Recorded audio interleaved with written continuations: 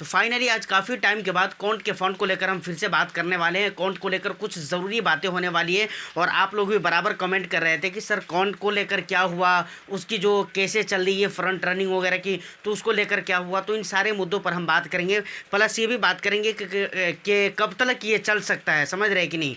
और अभी हाल फिलहाल में कुछ फंड्स हैं जो कॉन्ट की तरफ से हैं, कुछ स्कीमें जो बहुत ज़्यादा जिसको इन्वेस्टर्स पसंद कर रहे हैं, उन स्कीमों के साथ क्या चल रहा है, तो इन सारे मुद्दे पर बात होने वाले हैं। तो वीडियो को एक लाइक कर दीजिए, शेयर कर दीजिए। चैनल को अगर अभी तक आपने सब्सक्राइब नहीं किया है तो चैनल को भी ज़रूर सब्सक्राइब कर लें, क्योंकि इस तरह के इंटरेस्टिंग कंटेंट मैं आपके लिए लेकर आता रहता हूँ। देखिए सर, ये सारी कहानी तो आपको पता है कि कॉन्ट के ऊपर जो फ्रंट रनिंग के केसेस वगैरह चल रहे हैं, ये सारे कुछ कहने की ज़रूरत नहीं है। अब बात आती है कि ये केस चल रहे हैं अभी तक प्रेजेंट में। अगर अभी तक की मैं बात करूँ, जब ये वीडियो मैं शूट कर रहा हूँ यानी 10 जुलाई 2024 को, तो अभी तक कॉन्ट के CEO की तरफ से या फिर सेबी की तरफ से किसी की तरफ से कोई क्लैरिटी नहीं आई है जिसके वो लेकर कुछ कहा जा सके, समझ रहे कि नहीं। अब कुछ ज़रूरी खबरें हैं, जैसे जून के महीने में लास्ट वीक में अगर आप देखें तो कुछ निकासी हुई है जिसको देखना बहुत ही ज़रूरी है। और ऐसा लगता है कि थोड़ा बहुत अब कुछ ऐसे इन्वेस्टर्स हैं जिनके ऊपर इन चीज़ों का असर अब दिखने लगा है। देखिए, जैसे कि मैं आपको बताना चाहूँगा, सबसे ज़्यादा जो निकासी हुई है कॉन्ट स्मॉल कैप फंड के अंदर हुई है।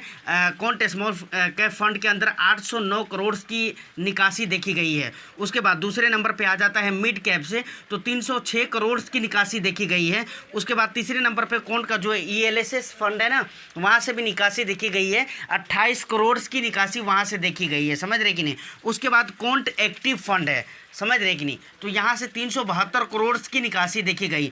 तो अब ये निकासी जो देखी गई है, तो अब इन चीज़ों से क्या अंदाज़ा लग रहा है, इन चीज़ों से एक बात का अंदाज़ा लग रहा है कि कई सारे इन्वेस्टर्स के ऊपर मतलब इन चीज़ों का असर हो रहा है। उनको दिख रहा है कि भाई कॉन्ट के साथ हो सकता है कहीं कुछ बुरा हो जाए या फिर कुछ ऐसा अनहोनी हो जाए जो नहीं होना चाहिए था, समझ रहे कि नहीं। अगर पिछले 6 महीने का अगर आप रिकॉर्ड देखें, 6 महीने पास्ट का अगर आप रिकॉर्ड देखें, तो आपको पता चलेगा कि कॉन्ट में इतनी बड़ी निकासी कभी भी देखने को नहीं मिली थी जो निकासी अभी देखने को मिल रही है। तो देखिए, फाइनली कहने का मतलब यहाँ पर यह है कि यहाँ पर थोड़ा सा इन्वेस्टर्स का जो भरोसा है वो डगमगाता हुआ दिख रहा है, समझ रहे कि नहीं। और इसका रीज़न क्या है, इसका रीज़न है सेबी की तरफ से जल्दी से कोई क्लैरिटी नहीं आना इन चीज़ों के ऊपर। अच्छा, बहुत सारे लोग ये भी पूछ रहे थे कि सर ये मतलब कब तक ख़त्म हो जाएगा, ये सारा मामला कब तक निपट जाएगा। तो देखिए सर, ये कोई ज़रूरी नहीं है कि वो 1 हफ्ते 2 हफ्ते 4 हफ्ते 6 हफ्ते में या 1 महीने 2 महीने 3 महीने में निपट जाए, समझ रहे कि नहीं।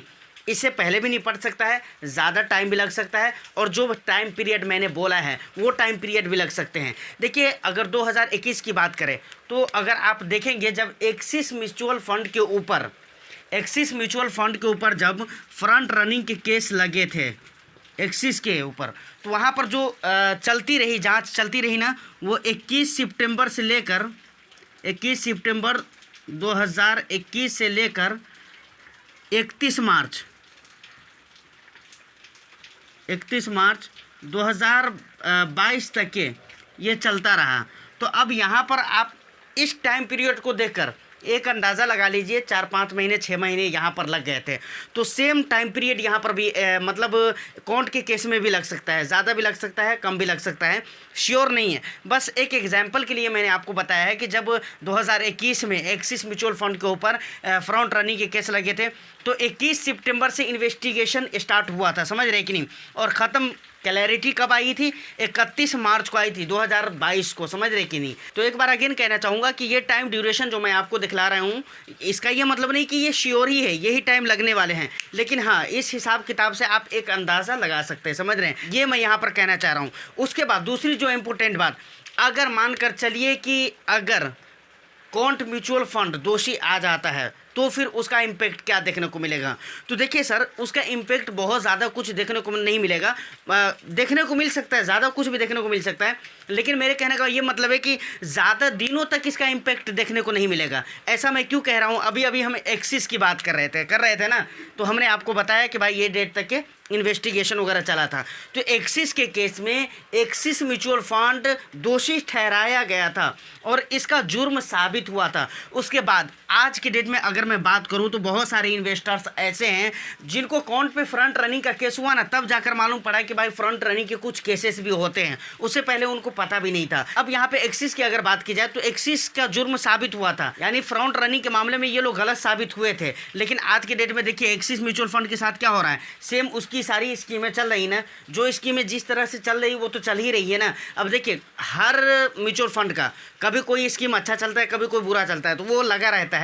ये बाजार है, ये बिजनेस की जगह है, समझ रहे कि नहीं, बाजार है एक तरह का। तो यहाँ पर ये सारा कुछ चलता रहेगा, लेकिन चल तो रहा है ना। कोई इस वजह से, इस रीज़न से कि भाई एक्सिस के ऊपर फ्रंट रनिंग के केस साबित हुए थे, हम इसलिए उसके म्यूचुअल फंड नहीं खरीदेंगे, ऐसा कोई बोलता है क्या? नहीं बोलता है, और इन चीज़ों को लेकर कोई भागता भी नहीं है। तो मैं यहाँ पर ये कहना चाह रहा हूँ, अगर साबित भी हो जाता है जुर्म अकाउंट का, तो बहुत दिनों तक इसके चर्चे नहीं चलने वाले हैं, और फिर उसके बाद मामला नॉर्मल हो जाएगा। जिस तरह से सारा कुछ चल रहा था वो चलता रहेगा। तो ये सारी बातें हैं। अब लास्ट बात जो मैं कहना चाहता हूँ वीडियो में, ये बात कहकर मैं समझता हूँ कि सारी बात वो हो गई जो मैं करना चाह रहा था, समझ रहे कि नहीं। देखिए मुझे ऐसा लगता है, इन्वेस्टर्स का मूड माइंड देखकर ऐसा लगता है कि भाई इंडिया के जो इन्वेस्टर्स हैं ना, इनको भी बहुत सारी चीज़ें समझ में आने लगी और बहुत अच्छे ये लोग जागरूक हो गए हैं इंडियन इन्वेस्टर्स। तो मुझे लगता है कि यहाँ पर परेशान होने वाली बात भी नहीं है, और इन्वेस्टर्स को मैं परेशान भी नहीं देख रहा हूँ। नहीं, ऐसा नहीं देख रहा हूँ कि भाई बहुत ज़्यादा परेशान है इन चीज़ों को लेकर। जब ये शुरू में शुरू हुआ था तो थोड़ा कुछ दिन तक लगा था, लेकिन उसके बाद से ऐसा कुछ नहीं लगा। लेकिन फिर भी अगर आपके मन में कहीं पर भी कुछ ऐसा डाउट होना, तो एक दो बातों का आप ख्याल रखते हैं। सबसे पहले क्या, अगर आपकी पोर्टफोलियो में अकाउंट के अगर बहुत ही ज़्यादा फंड हैं, तो आप ऐसा कर सकते हैं यहाँ पर कि कुछ फंडों से आप लोकेशन को कम कर सकते हैं। अगर बहुत ज़्यादा फंड है तो कुछ फंड को तो मैं बोलूँगा रिडीम ही कर दीजिए, समझ रहे कि नहीं। लेकिन मान कर चलिए फंड ज़्यादा तो नहीं है, फंड तो कम ही है, लेकिन जो ही एक दो है उसी में बहुत ज़्यादा पैसे आपने लगा कर रखे हुए हैं, तो वहाँ पर से क्या कर सकते हैं आप, वहाँ पर से थोड़ा बहुत का आप एलोकेशन कम कर सकते हैं, समझ रहे कि नहीं। एलोकेशन आप कम कर दीजिए, फिर बाद में जैसा रहेगा आप अपने मर्ज़ी के हिसाब से वो करते रहिएगा। फिलहाल आप ये कर सकते हैं।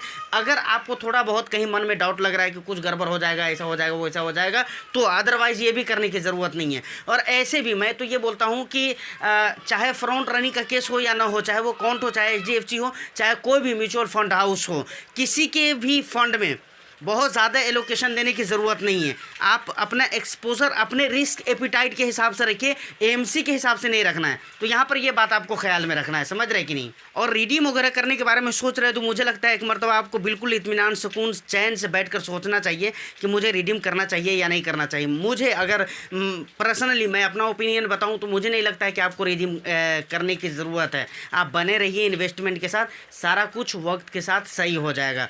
तो ये हमारा खास अपना ओपिनियन था, और कुछ ज़रूरी खबरें थी जो कि आ रही थी, नोटिफिकेशन निकल कर, वो मैंने आपको बता दी है। बट आप इन सारे मुद्दों पर आपका क्या कहना है, आप कैसे सोचते हैं, आप अपना वैल्यूबल फीडबैक मुझे कमेंट सेक्शन में बता सकते हैं। उम्मीद करता हूं कि ये इन्फॉर्मेशन आपको अच्छी लगी होगी। तो वीडियो को एक लाइक कर दीजिए, शेयर कर दीजिए, और चैनल को अगर अभी तक आपने सब्सक्राइब नहीं किया है तो चैनल को भी ज़रूर सब्सक्राइब कर लें। मैं फिर मिलता हूँ किसी नेक्स्ट एंड इंटरेस्टिंग वीडियो में। जब तक के लिए all the best. Thank you for watching.